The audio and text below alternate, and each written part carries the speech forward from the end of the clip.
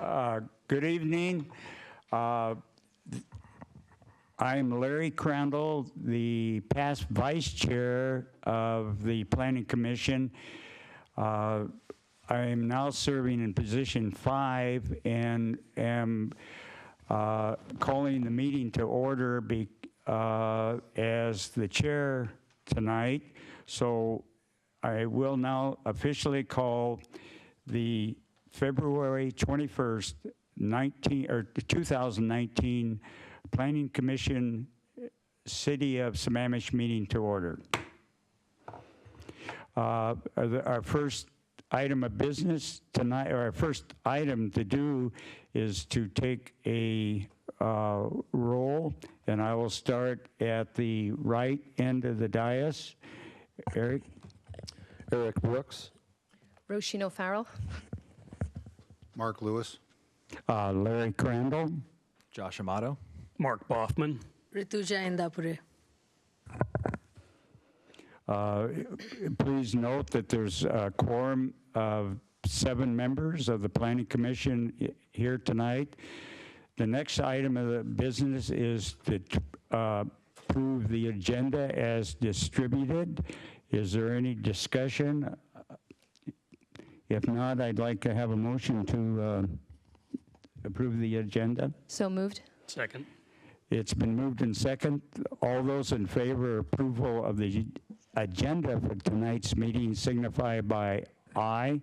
Aye. Aye. Those opposed, same sign. Hearing none, the agenda is approved 7-0. The next item of business is the approval of the minutes of the last meeting. Is there any motion to approve those minutes? Move to approve. It's been moved Second. and seconded to approve the minutes of which, what is the date of the meeting? That slipped my mind. January 31st. January 31st meeting. Those in favor of the motion to approve signify by aye. Aye. Aye. Those opposed, same sign. Hearing none, the chair declares the minutes approved 7-0 or 0.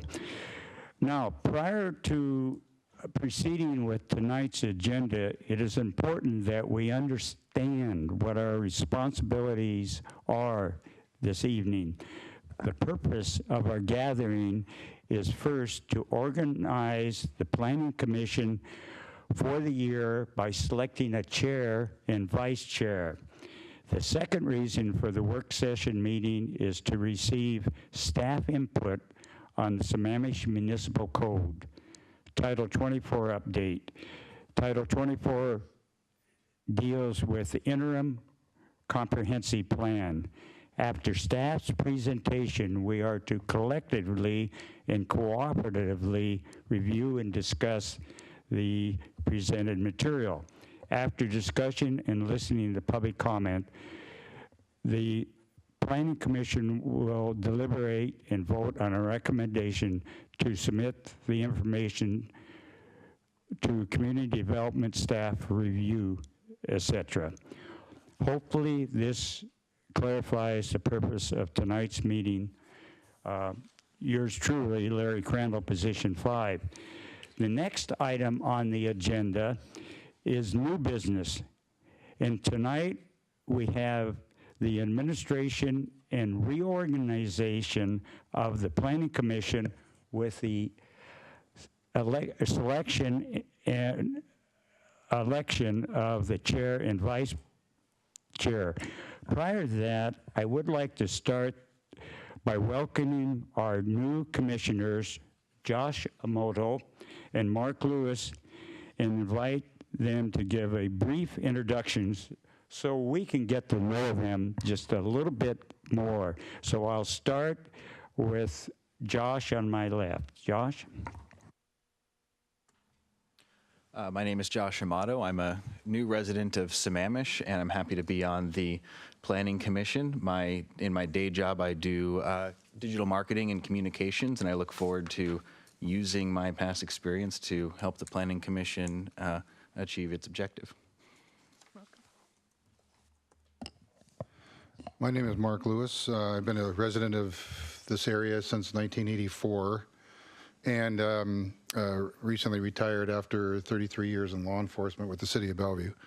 I retired there as a lieutenant and I served as the commander in Duval for a while, but now I'm retired. And I'm happy to be here and hope to have a successful period of time serving on the board. So we're going to have rules for how to keep the marks straight here. Is that a motion? Anyway, thanks for the introductions and for volunteering. And remember that this is a volunteering position.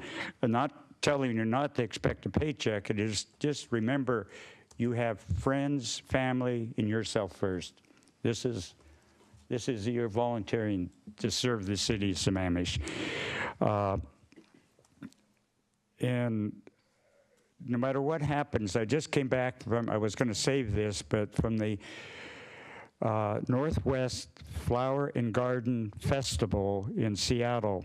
And one of the things they brought up was cultivating. And I think tonight, looking at this team that's assembled, we're going to cultivate compassion for we can be a working group. So, now we will hear nominations for the chair. Is there a motion, or is there a motion to nominate an individual for the chair of the Sammamish Planning Commission? I'd like to make a nomination. Marc Bossman. Second. Are there any other nominations for chair? If not, it is now time to vote on the motion that has been seconded to appoint Mr. Bossman as, I have to be careful in saying Mark, Mr. Bossman as the chair of the Planning Commission. Those in favor of Mr. Bossman signify by aye. Aye. Aye. Those opposed, same sign. Thank you. I won't turn this over yet because I have a script here. Now, is there a motion to nominate a commissioner for the position of vice chair? Yeah. I'd like to nominate Eric Brooks. Is there a second to the nomination of Eric Brooks? Second. Now it is, are there any other nominations? So we will now vote on the slate of nominees for the position of vice chair. Those in favor of Eric Brooks serving as vice chair, please signify by saying aye. Aye. Aye. Okay, opposed, same sign.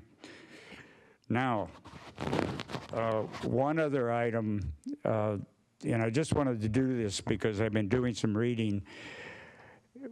We are gathered, and I would like my other script here to, this is my final official act, is to now go around the dais and each of us state our names and take 30 seconds to share with the group what place or country would we like to visit that we haven't already visited, and share why this place is chosen.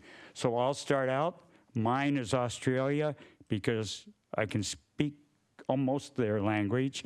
And they have the following items of interest: a didgeridoo, real marsupials, crocodile Dundee, dingoes, and the outback. So I'll go to the left side and Ratusha.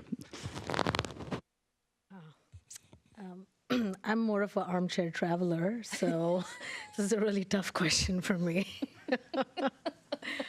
But my friend just informed me that she is going to Italy on her vacation, so that would be one country that I would love to visit, especially for its passion of food and people. Mark Bossman. Mr. Chair, I've been to Europe some, but never been to Spain and Portugal. And I actually have a niece who I think is going to go study in Spain for her college travel abroad. And so we're talking about maybe going and seeing her. I'm really hoping we get to do that just because Spain has developed quite a bit and there's some really interesting things to see there and just never been there. So that's my choice in 30 seconds of thinking about it. okay, Josh? I guess I would have to say Italy because that's where my family's from. And so, I mean, many generations ago, but so that's, I guess, where I'd probably go. The other Mark? I have been to Spain, by the way, and you need to go, and you need to visit Barcelona, which is a great town. I would go to Ireland. I have relatives that are still there, and I had tried to go once, but it fell through at the last minute. So that's really the country that's in the top of my list right now. Thank you. Mark. Letitia? Mark, I adore your selection, and I compliment you on your taste. I think I'm torn between wanting to go to France, just because I love food, and I think I would just eat my way around the country. Either that or New Zealand, because I believe it's so beautiful. So that would be the other place I'd like to go to. Mr. Vice Chair? I think, not to piggyback on Italy, but I've not done much international travel. Just recently left the country for the first time, other than going to Canada. So I'm kind of a newbie, but I think that the kind of early architecture and things like that would be absolutely fascinating. I said that was my last official act. The next official act is to use my authority to declare a 2-minute recess while we switch chairs. Perfect.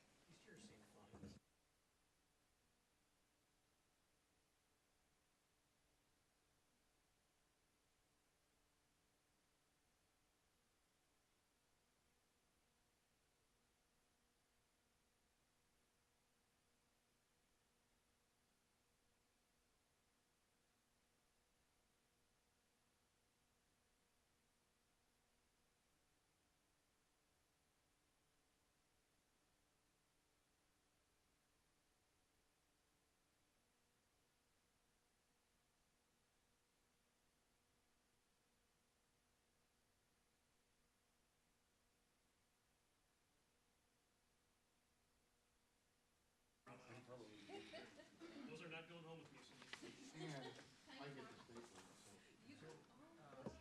Do you want to flip the screen up there? Are you ready to? Yeah, you can do stuff. Do you want to start with the code or the comp? The comp plan, actually.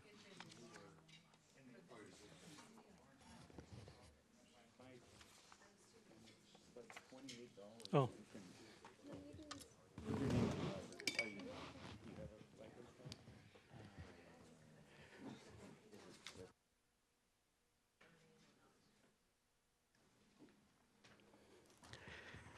Thank you, I think, to all of you for putting me in this chair, although later I may pay you back one way or another. And for those of you sitting over here from the staff, please keep me in check because I tend to ram through things sometimes. Are we going to do public comment? Non-agenda item, public Yes. comment. So I'd like to see if there's anybody who has a non-agenda item for public comment this evening. Either of you guys want to do anything? Okay. We'll close public comment for non-agenda items. So now our next item on the agenda is new business, and we're going to have a presentation on Title 24 and the comprehensive plan and zoning development regulations. All right. Well, thank you, Chair Bossman, and congratulations to our new chair and vice chair, and also to our two new Planning Commission members joining us for the first time here this evening. So welcome. I would have called this the main event of the evening, but after hearing Commissioner Crandall's preloaded script, I think that was the main event of the evening, and we're just going to close things out here. So we are going to do a fairly high-level overview of one of the sections of our municipal code known as Title 24, which in today's version contains mostly procedures for amending our comprehensive plan, although there are a few other accessory items included in that particular chapter of code as well. But we'll get to that here in a little bit. What I'd like to do first before we get into the presentation is just, if for no other reason than for a little bit of new information for our 2 new commissioners, but also maybe a little bit of a reminder for our continuing 5 commissioners, to just do a quick little tour. And I'm going to do this verbally. We don't really have a lot of graphics to show this, but I wanted to cover this just for a couple quick minutes. Why we take initiatives to amend our city code. So there's many different drivers that can lead to this, but I want to cover a couple of the basic ones that really stem from the other levels of government that we work with, and different reasons why we do what we do. So I'm going to start up at the top. I'm going to start at the federal level. So what will happen occasionally is there'll be changes in federal law, or there will be federal Supreme Court cases that will get decided, or other types of regulatory orders or rulings. Those things can change that require us to go about changing our local codes in response to that. A couple of examples. A recent one that some of our planning commissioners have worked on was sign code updates. We, in fact, didn't do one, but we did two tours of updates with our local sign codes. And those were in specific response to a federal Supreme Court case, Reed versus the town of Gilbert, Arizona, where the Supreme Court ruled, and I'm not going to get into the delicacies of the case, but there was a ruling against Gilbert, Arizona, which has now led municipalities, local jurisdictions all throughout the U.S. to have to go and embark on changing their sign codes to be compliant with that federal Supreme Court ruling. So that's one good example. Another one that we're going to be tackling actually a little bit later this year, probably somewhere around mid-year before your summer recess, is a recent Federal Communications Commission ruling related to cellular and small cell technology.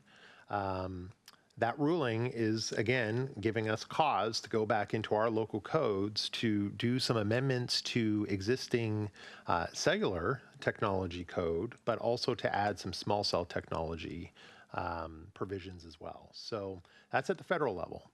At the state level, and again, same thing, changes in state law from our legislature down in Olympia, or state Supreme Court cases that can change the landscape for us.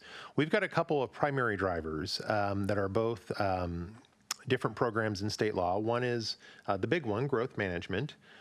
When growth management legislation changes, we've often got to go and respond to that, or we have to go about updating plans and the corresponding codes when we get to major updates that are required every 8 years in our comp plan, or anything else that can change along the way year to year as the legislature meets. Another one, and again, this is going to be on our work program for this year, is our Shoreline Master Program.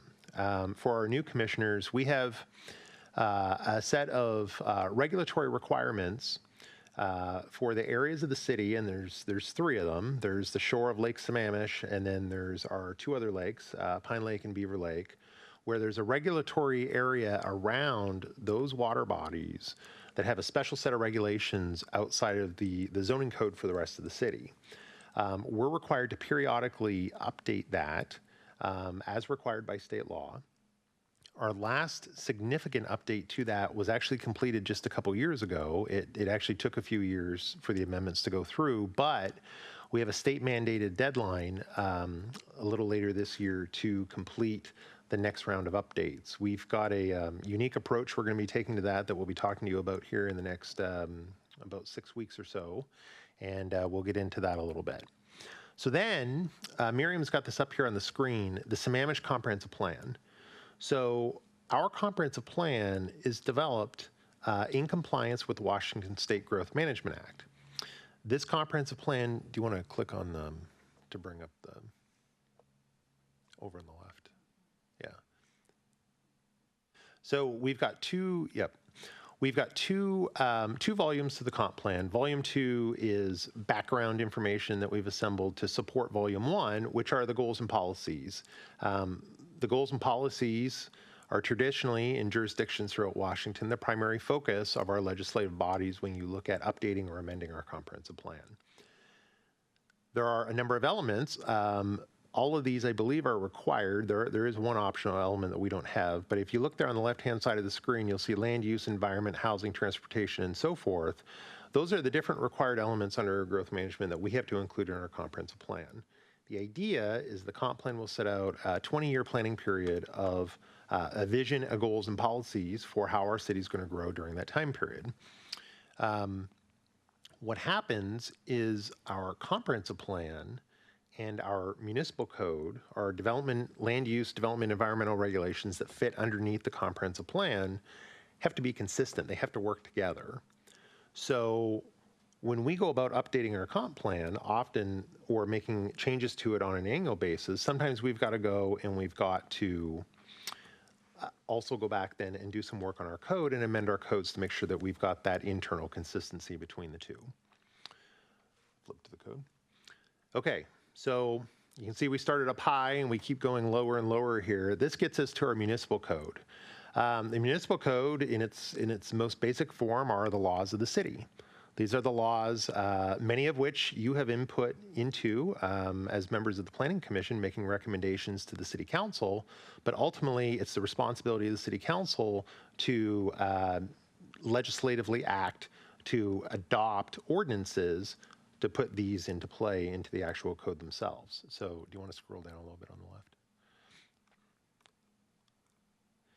So you can see here, it starts up at Title 1 or Title 2 there, and then it goes all the way down to Title 70, I guess. But not only do you have land use stuff in here, you also have laws related for our police department, for law enforcement, and for transportation and all kinds of other things here along the way as well, parking and so forth. So the primary ones that we work with start there right around Title 16, building and constructions, which is, Miriam just hit it there.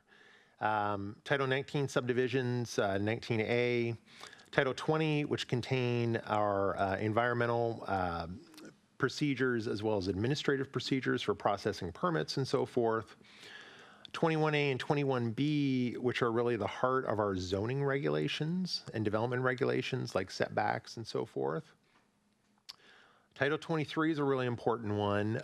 We've got within the Community Development Department our civil code compliance staff, Chris and Devaney work, and that's a title they work with a lot for when we get buildings without permitting, environmental violations and so forth. That goes through that chapter of code. I'm going to skip 24 for a second. Title 25 is the shoreline management regulations, the special regulations I referred to a moment ago from our shoreline master program. And then we're going to go back to 24, which really is the subject of our focus here this evening and for a few meetings coming up here in the next couple months. Title 24 gives us the primary crux of the current chapter, again, gives us the procedures for amending our comprehensive plan. So Miriam just opened that up there. You can see there's a couple different chapters within that title. The 24-25 is the big one that's within there. So what we're going to discuss tonight, this is going to be the first of 3 meetings we're going to have on this subject. And we're going to walk you through a high-level overview of what's in Title 24. We're going to do a little bit of a historical review. We took a crack at this a couple years ago in 2017 to propose some changes at that point in time. Back in 2017, the iron was pretty hot in terms of amending the comp plan and proposals coming forward wanting to change the land use map in the comp plan and then the corresponding zoning map in the code. So we took this through Planning Commission. Planning Commission did some really good work on it 2 years ago. And then for a variety of reasons, it never got onto the council's legislative calendar. So it sat in taking a little bit of a look at the end of last year and talking with Miriam and other staff, we decided we wanted to come back and actually do a little bit more refinement with it. So to run that back through you again and then get a fresh recommendation on kind of an updated version of a new Title 24, which we're calling 24A. And then that can run up to City Council, hopefully, and get them to take a look at it this year. So again, this evening, background information, high-level overview of what's coming. March 21st will be your next touch on this, when we'll actually bring the draft code to you for a presentation in your review. And then in April, we'll get to a public hearing and have you deliberate and make a recommendation to City Council. Can I ask? Sure. When I read through some of it, I was trying to understand. There's some guidelines about timing and frequency of updates and reviews. What are we as a city obligated to do? And then how have we done on sort of what I'd call not the obligated, but how you set up your own rules internally, which, for example, looked like about a 7-year cycle. Can you just remind us of what some of that is? Yeah, so state law requires a major update to the comprehensive plan to be completed. It used to be 7 years. Our code may actually still reflect that. The legislature changed that to 8 years a number of years ago. So our last major update, the comprehensive plan that Miriam just had up on the screen there, was it went through the major update and was completed in 2015. So the next major update is due in 2023. And we're in the very beginnings of that process right now. This is a subject we're going to talk a lot more about over the next year. But one of the first steps in beginning to prepare for the 2023 update will be to go through. It was called the Buildable Lands process. It's called something slightly different now, but working with the other jurisdictions in King County to actually get some draft population and growth target projections for the next 20-year planning period from 2023 to 2043, which will be the focus of that major update that's due in 2023. The other half of that question, I believe, Chair, was related to annual amendments and offering a process for our new commissioners that's called the docket. We go through the docketing process every year. We've been running that consistently since my arrival here after we completed the comp plan. So I guess 2016 was the first year that we brought that back after going through that major update period. And that's an annual process. So what's in this Title 24 and what we're proposing to have in the new Title 24A will be the rules and the procedures for really doing those two things, as well as updating our code, our municipal code. So 3 things. Sorry, I have a quick question. Oh, sure, yeah. So what happens to Title 24 if we have a 24A? Are these 2 separate chapters, or does that just supersede? Title 24 would be repealed in its entirety. So then there would be a Title 24A in the municipal code. So the A is just to signify this is something new? So I'm just wondering, why can't it be just 24 again with if you strike out whatever is existing? Lawyers have a weird thing with the numbering and wanting the official reflection of that something went away in its entirety and so forth. So I think we've had a little bit of that with, was it 14A? It's one of the public works chapters related to I think, public works. Traffic and, yeah, where 14 was repealed in its entirety and 14A was the new chapter. Whatever year that was, they did that work a few years back now. So, Okay. yeah. All right, thanks. Okay. So as Jeff mentioned earlier, the Growth Management Act requires us to have a comprehensive plan and also to have comprehensive plan amendment processes in place. And so, as Jeff was saying, every 8 years we have the periodic update, which is the larger one, and then in between those we have the annual review. And so for our work with Title 24A, we'll touch briefly on a periodic update, but most of the work is going to focus on the annual review because that was the process that staff felt needed the most revision. So just for a quick bit of background, especially for the new commissioners, during the annual review, we typically see two types of amendments. So the one is text amendments, which are changes to address errors in the text of the comprehensive plan. And then the other is site-specific land use map amendments that change the zoning for a property or a small group of properties on the comprehensive plan's future land use map.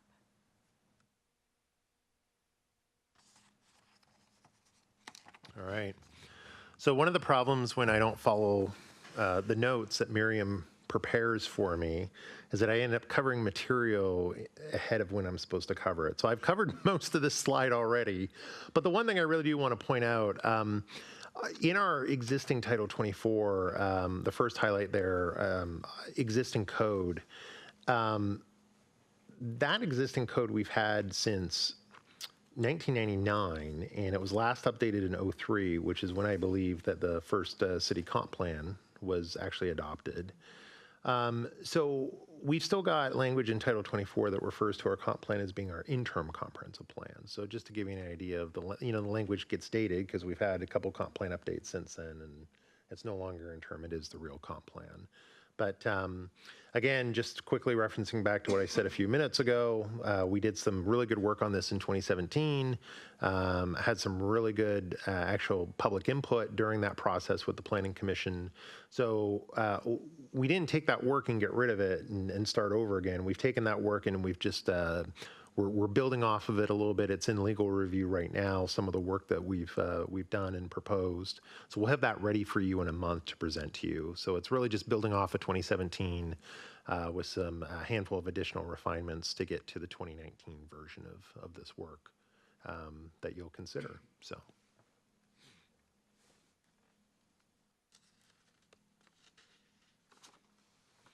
All right, so in terms of the mission here, the goals hasn't changed a whole lot since 2017. The four primary goals, make the language easy to navigate, be clear, eliminate some of the redundancy, and of course, remain in compliance with not only our comp plan, but with any requirements under the Growth Management Act. We don't want to we certainly don't want to create problems for ourselves, and any problems that we currently have with Title 24 that we can eliminate, we want to do our best to rid ourselves of those, obviously, so that we can be efficient and effective in the work that we're doing. One quick thing I will point out, going back to not necessarily last year with our docket process, but the couple of years before that, some of the proposals that a few of you will probably remember from those periods in time, they got to be a little bit contentious in nature, and with some of the contention that came along with the proposals that were put forward by different folks, people started to look. People don't actually read the code until they need to read it, right?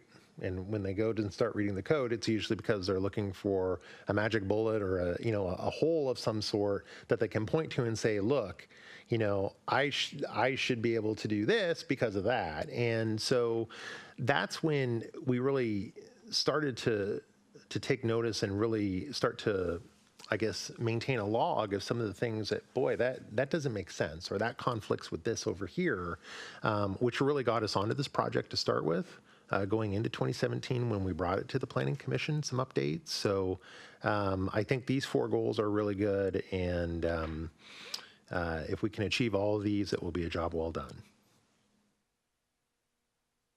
So I may be watching a little too much Netflix, but from my perspective, this is essentially what we're looking to do with Title 24. So really, it's tidying up the code. It's getting rid of all the old language that's not relevant anymore and creating something that's more organized, user-friendly, and streamlined. We wanted to talk a little bit about how we got to the draft language, and I know that Jeff already talked about some of this, but just wanted to kind of give you some background before you jump into the changes that were made at the next meeting. And so for the commissioners that were here working on this in 2017, I'm told that one of the biggest debates back then was around the consideration of shifting the review from an annual basis to a biennial basis. And we want to assure you that we're not going to make you revisit that, and we are only pitching the continuation of the annual review. But this was one of the things that we looked at when we kind of reviewed the 2017 revisions that were proposed and decided what to carry forward and what to just get rid of. In addition to doing that, we talked a lot about the last 2 cycles of the annual review and what worked well and what we think should be changed. And we did an in-depth look at our existing Title 24 language to see what also needed to be kept and what we could get rid of. And then we also started looking at other cities' codes related to the comprehensive plans amendments. And so once we did that, we kind of made a list of all the different areas that we wanted to revise, and we decided that because there were so many changes, instead of redlining the existing Title 24, it was much easier and made more sense to start fresh and create a Title 24A, as Jeff mentioned. So a couple kind of high-level things that you'll notice as you start reading Title 24A next month. The first one is that we're going to be rolling out a new application process. And so one of the items that you will likely remember from this past docket was the creation of an errata sheet as a way to document errors and technical changes. And in drafting Title 24A, we talked with our legal team about this, and they advised against that. So staff are making changes to the application process, but also exploring changes to the application form itself so that we can make it easier for the public to submit proposed amendments. Title 24A will also include really clear procedures for each type of amendment request because the 2 types are so different. This is going to help the public better understand what's required, but also help staff as they're administering the different procedures. And then finally, you'll see a new section created for zoning and development regulation amendments, which is something that our current Title 24 really doesn't provide much detail on. So it's something that we wanted to clear up and have a really defined process for. Can I ask a question there, or do you want us to save the questions for later? No, go ahead. Okay. So going back to the previous slides, I think when we went through the docketing process, one of the questions that came about was, you get input throughout the year, and do you have a running list of things that the public has submitted, or if you have discovered that you need to update? So is that also going to be part of this process? Yes and no. So that's a little bit, that was, I think, what you just repeated there was a significant part of the staff response initially to the docket request that you're referring to from last year, and the conversation that took place around that subject. So what Miriam just covered here in the last couple of minutes is that every amendment, our legal counsel believes that the state laws is very clear in one regard, which is every amendment to the comp plan needs to go through the docketing process. There's no circumvention of that process for proposing to amend the comprehensive plan. So that's fine. If administratively we end up falling to what Miriam just alluded to, which was we can certainly take citizen requests throughout the year, and whether those get batched into a city proposed request or not, that's something that we can certainly bring forward as a city initiated amendment request every year, right? So that kind of gets to what you're referring to, that there'd be this list, then we'd kind of batch them together and say, well, these 8 things are minor amendments that, we'd like to propose to docket. The potential trouble that can cause is that if we receive citizen inputs during the year, but staff doesn't believe that that input warrants an amendment to the comprehensive plan for whatever reason, then it starts to create this, well, wait a minute, I, the citizen, gave you, the staff, the input to put this on the list, but now it's not in your batch docket item that you've moved forward to the Planning Commission. Where did it go, right? So that's one of the challenges of doing that, is then we get into that the 2 parties don't agree, and then that, and then citizen comes back and says, well, had I known you weren't going to support, moving that forward, I would have submitted my own request anyway, right? So I think there's some challenges there that we still need to put some thought into as we move through this. But in terms of having that actual official circumvention of the docket process, our legal counsel has been very clear. There's no minor technical amendment exemption in the Growth Management Act to avoid having to go through this legislative review process. Yeah. Any other questions? Okay. So while we were drafting Title 24, we talked about a lot what needed to be in code versus what should be part of the administrative processes. And there was something that one of my colleagues explained to me that I found really helpful, so I thought I'd pass it along to all of you. And what they said was that code should contain the things that must be required for all projects and proposals, while the administrative processes give us flexibility to address changing priorities and needs. So as I was thinking about this, one example that I was thinking of was for the annual deadline of docket applications, we would want that in the code because that's something that we want to be consistent over time and also for all of the applications. But having administrative flexibility is helpful when it comes to things like the information required on the actual application form or the format of the form itself, so that we can adjust those to reflect the current priorities and preferences. So for example, shifting from a hard copy application form to an online version. So with this in mind, I just wanted to mention that once the codes are approved, we'll also be redesigning our online application forms, our web page, and our internal processes to make sure that they align with that and that it really assists applicants in understanding the different processes. Okay, Jeff. So with that, a couple of closing thoughts to the presentation. Actually, Miriam, can you flip back to the web page with the municipal code? Yes. One is starting out here with a couple of new commissioners. We certainly wanted to come out tonight not with any overbearing type of presentation or task to put in front of you to have to wrangle with this evening. So we had initially envisioned this was going to be a 2-meeting subject with the Planning Commission, that we were going to cover the code tonight too, but we decided against that when we were made aware we'd have 2 new commissioners. So we wanted to provide you the overview tonight, and then we'll take an extra meeting to actually then get into the code in March, and then we'll do the public hearing in April. So it stretches the process out for both the commission and staff 1 extra meeting, but we figure it was worth it to be able to have the rearrangement here tonight that Commissioner Crandall led, and then to get you an introductory presentation on this. Between now and mid-March, I would certainly recommend a little bit of homework, certainly for our 2 new commissioners, but probably for all of you, it'd be a good exercise. Go online, codepublishing.com. We can send you the link, and you can get into the Sammamish Municipal Code. I think if you just Google Sammamish Municipal Code, that code publishing link will pop up on your browser, and you can actually just go in like Miriam's just done here and click on the 24 and go into the actual Title 24. And I would certainly recommend take 15 to 20 minutes, and it could be good nighttime reading to put you to sleep. Go into 2415 there, the 3rd section of the chapter, and then back out to the other. And then 2425, the actual procedures, and take 15 to 20 minutes just to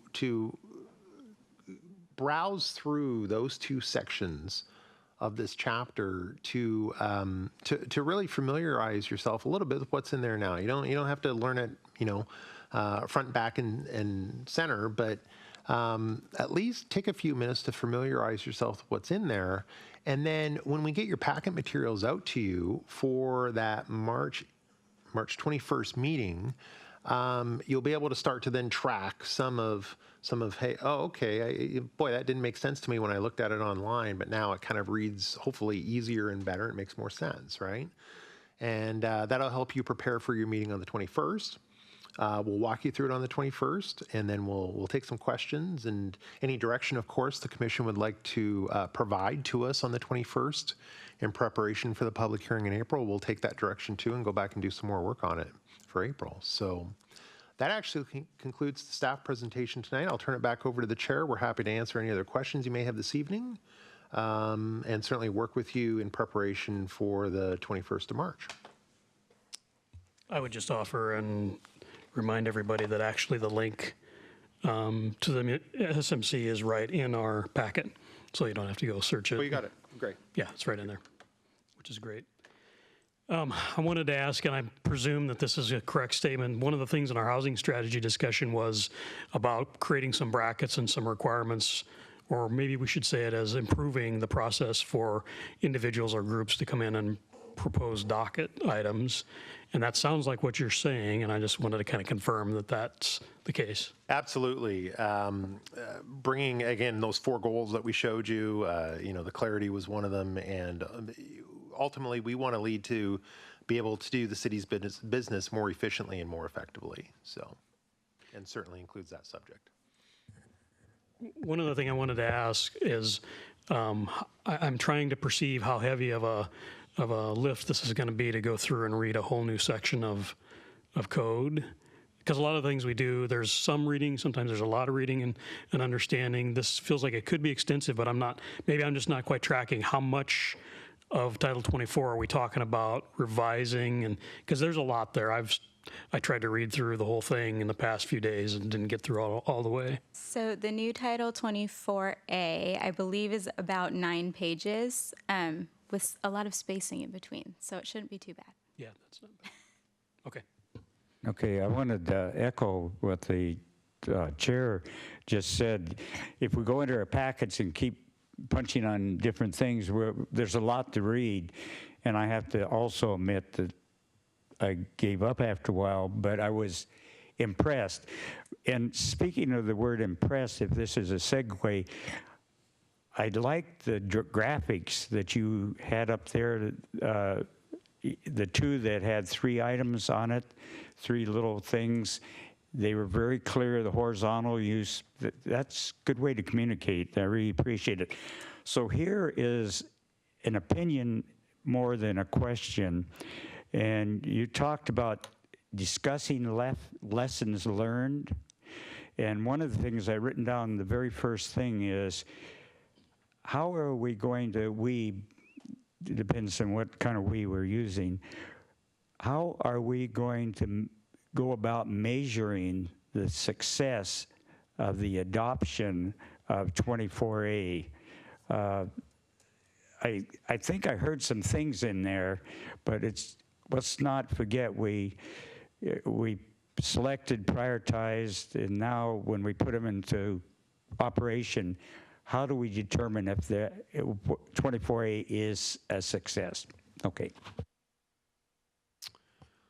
So 2 thoughts for you, Commissioner Crandall. The first one on your comment about the PowerPoint slides. I'm really pleased with them too. It's my hard-earned training dollars secured through the City Council budget process at work. Miriam goes to training, has a revelation, and all of a sudden we're doing things differently. So, so that's great. It's great to get that feedback from you. In terms of how do we measure our success with this project, should it go through and ultimately be adopted by City Council and brought into our city code. The last couple of years, this is some work I did at my former place of employment before coming to Sammamish, and we've picked it up here over the past couple of years, process improvement work and lean management process improvement work. There's a great little graphic. Maybe we'll bring it and we'll show you at the next meeting. Actually, as part of the presentation, it's a continuous circle that just goes around and around, and there's 4 parts to it: plan, do, check, act. And you're always in one of those phases. You never stop in a continuous improvement cycle. You're constantly at one of those phases that you go around. So like with other things, like the sign code, for example, where we were in that plan, do, check, act cycle after the first round of sign code amendments back in 2016, 17, one of those years. We then started to test drive it, to use it. In reality, it became the new law, so we had to start applying it in the city, both from a new signage perspective as well as a code compliance perspective. And we found some things which caused us to come back a year later with, another round of amendments that we wanted to go back in and refine a few more things and clean some things up. So it really is a cycle of continuous improvement that we strive to achieve. Jeff, can I ask, when you were assigning us homework and you were saying to make sure we read 2415 and 2425, does that mean that 2420 based on plans, there's no anticipated changes there? So we're working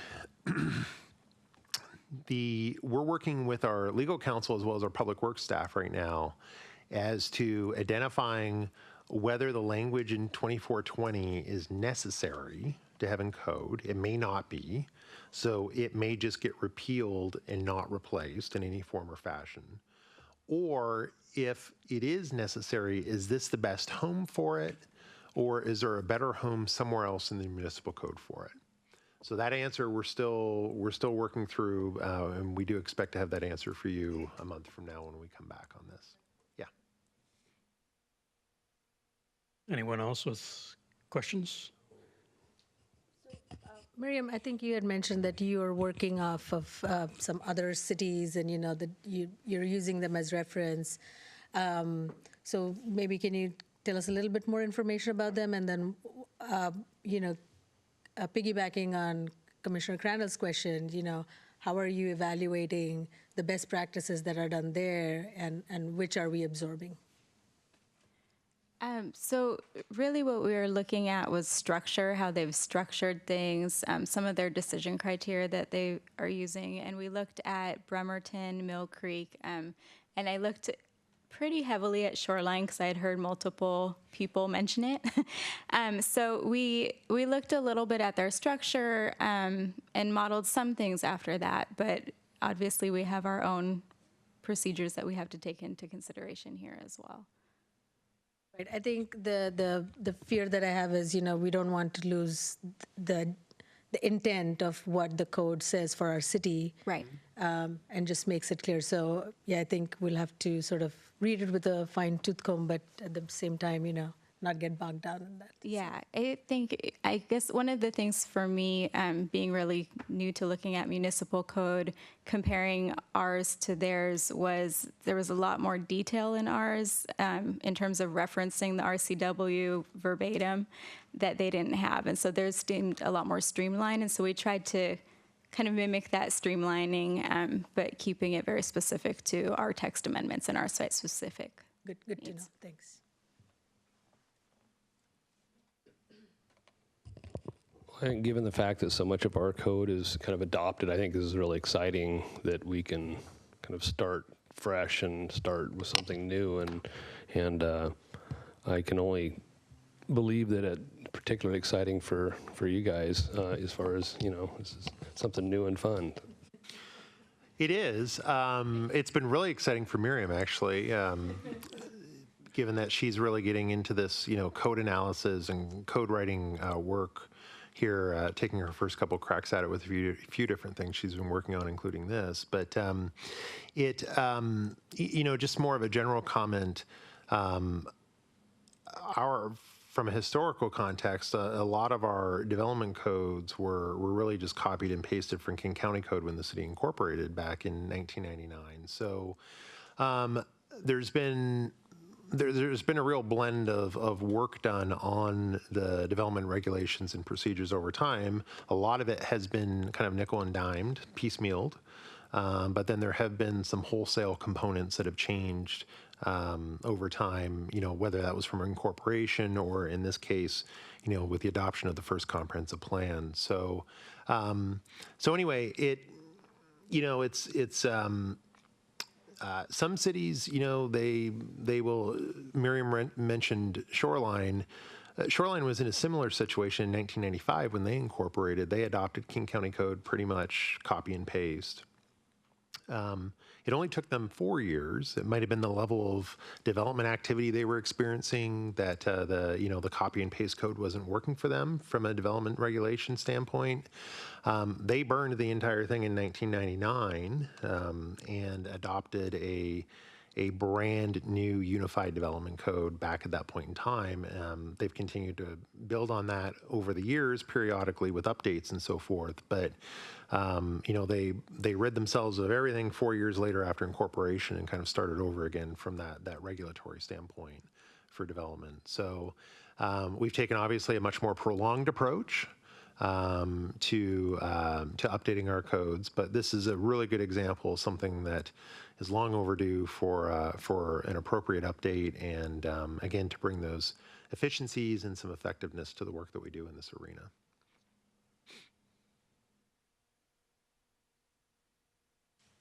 The last question I'd like to ask is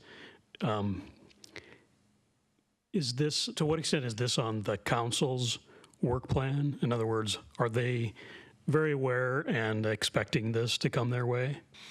Yeah, so we've, I have spoken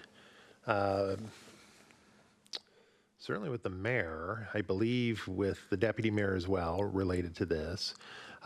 We haven't, things have been a little bit weird this year in the sense that we, at least to date, we haven't had any sort of city council retreat as of yet. We tried a couple weeks ago and the weather got in the way. So our interim city manager, I know is, continuing to communicate with our council on work program items coming forward. I've also, we've done some review of all of our legislative review items in community development that we put on your draft agenda calendar for this year that we reviewed back at, I think at the end of last year. All those items, we have a draft agenda calendar for the Planning Commission, but then all those items have also been appropriately at least placeholder dates on the City Council agenda calendar. So that should be available if anyone goes into a city council packet online and looks at the packet materials. Our clerk's office always includes a city council long-term calendar. And you'll see all of the work that you're going to touch this year has at least, at a minimum, placeholders on the council agenda calendar throughout the entire 12-month period. So, Great, thank you. Yeah. We'll look forward to receiving the email notification that exciting reading is ready for us to dig in. great. Now, I'm not sure if I have this right, Miriam, but from your reference, are we going to be asking ourselves with each section whether it brings us joy or not? I mean, can code bring you joy? I don't know. We'll I'm not find really out. sure I You'll have tell that me in right. March. Okay, thank you. Let's move on. The next item. Oh, I'm sorry, I didn't see I was just Regine. going to say, so as a result, then, before we get rid of any code, we have to thank it and then move on. No, you're outside of my realm of knowledge. See, that's, so- that's how she says you got to do it. I do have a quick question. Sure, go ahead. So as you're looking at other city codes, are you communicating with those building departments to find out what might be working or what isn't? It might look cleaner, but I just want to make sure we're addressing that before we get. So I have not done that, but if that's something that you guys think would be helpful, I'm happy to do so. And Jeff looks like he's going to say something as well. We do have, so that's actually a great question. We, planners tend to be somewhat transient in nature. So, for example, I used to work at the city of Shoreline for 5 years, way back in the early 2000s, and had firsthand experience with using substantially the code that they have in place today back then after their big update that they did. So, we've got planners that have worked in other jurisdictions throughout the state as well. So there's a lot of collaboration like that we do behind the scenes. And we certainly do when we get into some of the development regulation work that the Planning Commission just wrapped up here at the end of January. We certainly were talking with some other folks in different jurisdictions about specific things. So yeah, that does happen fairly frequently. And we also bring a lot of, other experience from outside of Sammamish to our staff here when we get different people that we bring on board to join our team. So, yep. Great, thank you. So let's move to the next item on our agenda, which is public comment. Would anyone like to make public comment this evening? Short time tonight. Hello, Planning Commissioners. My name, Paul Stickney. I'm at 22626 Northeast Englewood Hill Road. Good presentation this evening. I liked the overviews Jeff Thomas and the staff gave about what influences a comprehensive plan from the federal level and court cases and state and court. Those are all good. Real good topics about internal consistency, how all the elements have to sort of support and meet each other. I would just add that there is a third part, which is external consistency, which comp plans have sort of a two-part charge, is to be aware of what's happening in the neighboring cities and the region where things are sort of similar, and then also to follow along with regional, which is two forms, you know, Puget Sound Regional Council, PSRC, MPPs, which is the multi-county planning policies, and they have policies for all the comp plan elements, and then King County planning policies, KC, CPPs also have those. So it's sort of a, you know, it's state and federal and judicial and internal consistency and external consistency all kind of wrapped into one. I think going back and looking and reading Title 24 is a wise idea. And I looked while on sitting here, I would suggest that it could be useful to go back and watch the 2 meeting videos that happened with this topic in 2017. There was now I don't have these on top of my head, I looked this stuff up. There was a meeting on April the 20th in 2017, and that has the event video posted. If you go in through the city event calendar and click back, you know, 10 to 15 times or 24 times or whatever, and get to April, or I mean April, I'm sorry, let me get clear. April 20th, 17 does have the event video. I don't know the reason, but on May 18th, that event video is not there. Perhaps it's probably just a link, because I'm sure it was there at some point. It would be wise. But those were 2 good meetings with good input and good chat by Planning Commission. The only thing that confused me back then, and still does, so I can't be real clear in this, and hopefully in talking about it, I'll get close enough to kind of get the gist of what I'm after. 2 years ago, I was confused over a process that involved potentially a 2-part process over 2 comp plan docket change timelines, or maybe I'm wrong. Here's what I was thinking. If somebody wanted to make a change to land use zoning, I was under the understanding that you might have to change the future land use map first, and then in a subsequent docket request, make a specific change to an individual piece of property. Now that may be wrong, it may be right, but whatever it is, maybe there could be a couple examples in the code of, and I'm not saying how it should be, I'm not going there, but I think it might be interesting to, if it is a 2-part process, to outline an example of what covers a 2-part process, and if it's a 1-part process for like 1 docket legislative review would get you from here to here. But if you're trying to go from here to here and it takes 2, it would just be nice to have that clear in the code if that's the case. So sorry I was a bit confusing on that, but that's the intent of what I was trying to say. Have a good evening. Thank you, Paul. Anyone else like to make public comment this evening? No? Okay, we'll close. Oh, go ahead, Jeff. I'll provide a quick staff response to Mr. Stickney's comments. Two responses. The first one regarding the internal and external consistencies that he talked about related to the comp plan. He's absolutely correct. Growth management statute does require a city's comp plan or a county's comp plan to be internally and externally consistent. The comment I made earlier this evening related to our code needing to be internally consistent with our comp plan, that's certainly true. Mr. Stickney does correctly highlight that our comp plan has some external consistency requirements as well that we need to meet. And we're going to have a whole bunch more conversation about that in the coming time frame here as we get into our 2023 scope of work and some of the things that we'll need to start discussing with you related to that. So that was number one.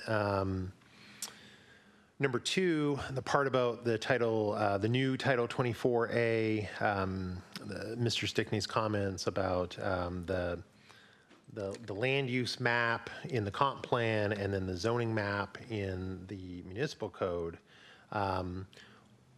We have, and this will be a subject for 2023 update, but we have a situation here in Sammamish where our comprehensive plan land use map, when you go and look at it, its land use designations, I believe, are identical to our zoning designations on the zoning map. So it really is a concurrent, or as concurrent as you can make it, two-step process to, if you want to intensify or intensify your properties, development ability, you've got to amend both of those because they're an exact match. In other jurisdictions, what you'll see is you'll see a land use map which doesn't have land use designations of R6 or R8. It'll be medium density development, and then the comprehensive plan will then define any number of zoning districts, perhaps 2 or 3, that are consistent with that land use map designation so that you can potentially do a property rezone without having to amend the comp plan in the land use map. So that is not the situation here. Ours is an exact match. Again, that's not a subject that we're going to change in Title 24A. It's a land use map change that I would anticipate there'll be some discussion as we get into the major update into. So hopefully that makes sense. But so the trick, and we've spent quite a bit of time on this, both Miriam and I and staff, as well as with our legal counsel here in recent weeks, trying to make that process that Mr. Stickney points out work as well as it can possibly work with that challenge of having to do a legislative process with the comp plan land use map change and a quasi-judicial process with the zoning map change. So it's a little bit of a legal mind warper, and Kim Pratt, our legal counsel that's been working with us on this, she certainly earned her money with her review and inputs and reviewing other situations and trying to help us out with that. So we'll get into that on the 21st and try and walk you through that to make it as easy to understand as possible. Great. Thank you for the clarification. Yep. Anything further from staff? Nope. Any further business with any of the commissioners? No, I just want to congratulate you again, Mark, for accepting the chair position. I think one of the reasons why I was very supportive of your candidacy is, I've worked with you for over a year in the commission and find you to be very fair, very knowledgeable, and deliberate with your process of how you think things through. So I'm really looking forward to your leadership. We'll do a check-in at 6 months and see if you still feel the same way. And please eat these cookies so I don't have to take them with. Well, did you have something? Oh, I was going to check in at 6 hours, but never mind. No, I was going to move for adjournment, but I see other lights on. I think I did. If not, we closed public comment. Thank you. Anything further? Can we have a motion? I would move that the meeting of February 21st, 2019 be adjourned. Second. Second that we adjourn. All those in favor, please say aye. Aye. Any opposed, same sign. We are adjourned at 7:37.